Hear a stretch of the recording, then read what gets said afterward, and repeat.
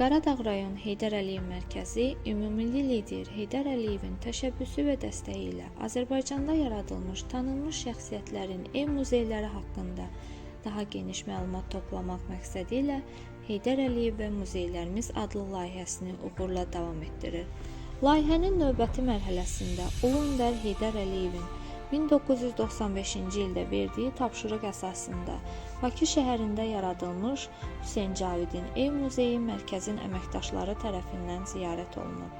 Hələ 1970-ci illərdə Azərbaycan SSR rəhbəri kimi fəaliyyət göstərən Heydər Əliyev milli mədəniyyətin inkişafına, görkəmli ədəbiyyat və sənət xadimlərinin irsinin araşdırılmasına və təbliğinə xüsusi önəm verirdi. Məhz onun təşəbbüsü ilə böyük şair və dramaturq Hüseyn Cavidin nəşi uzaq İrkutsk vilayətindən Azərbaycana, doğma Naxçıvana gətirilərək 1982-ci ildə dəfn edildi.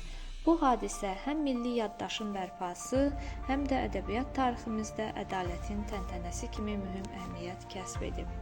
1981-ci ildə Heydər Əliyevin təşəbbüsü ilə Naxçıvan şəhərində Hüseyn Cavidin Ev Muzeyinin yaradılması qərara alındı.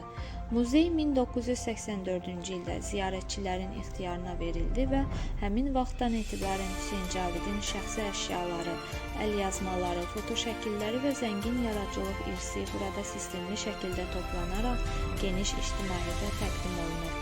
Bu muzey yalnız bir yaradıcı şəxsin həyatını əks etdirmir, həm də repressiya qurbanlarının xatirəsinə ehtiram, tarixi ədalətin bərpası və milli mənəvi dəyərlərin yaşadılması baxımından xüsusilə önəmli mədəniyyət ocağıdır.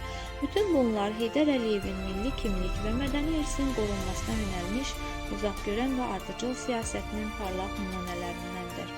1995-ci il iyunun 10-da Prezident Heydər Əliyevin sədrliyi ilə keçirilən müşavirədə uzun fasilədən sonra Hüseyn Cavidin Naxçıvanda məqbərəsinin və Bakıda ev muzeyinin yaradılması məsələləri müzakirə edilərək dərhal həllini tapdı. Azərbaycanın mədəni həyatında dönüş yaradan bu qərarlar böyük ədibin irsinin daha geniş şəkildə öyrənilməsinə imkan açdı.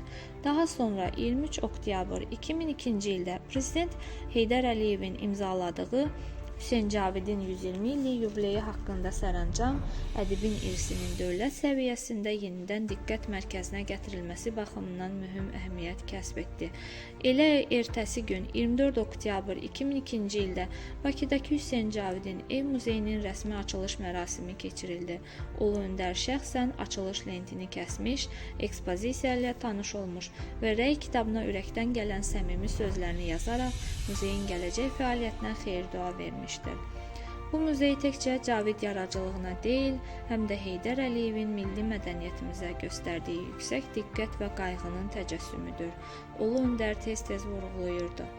Xalqını, millətini sevən insan onun mədəniyyətinə də, tarixinə də sahib çıxmalıdır.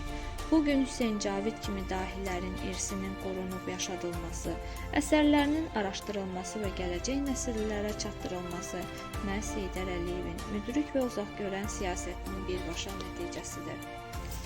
Ulu Öndərin layiqli davamçısı Prezident İlham Əliyev də Cavid irsinin yaşadılması ilə bağlı mühüm addımlar atmış, muzeylərin fəaliyyətinə dövlət dəstəyi artırılmış, ədəbi mədəni irsin qorunması istiqamətində ardıcıl siyasət davam etdirilmişdir.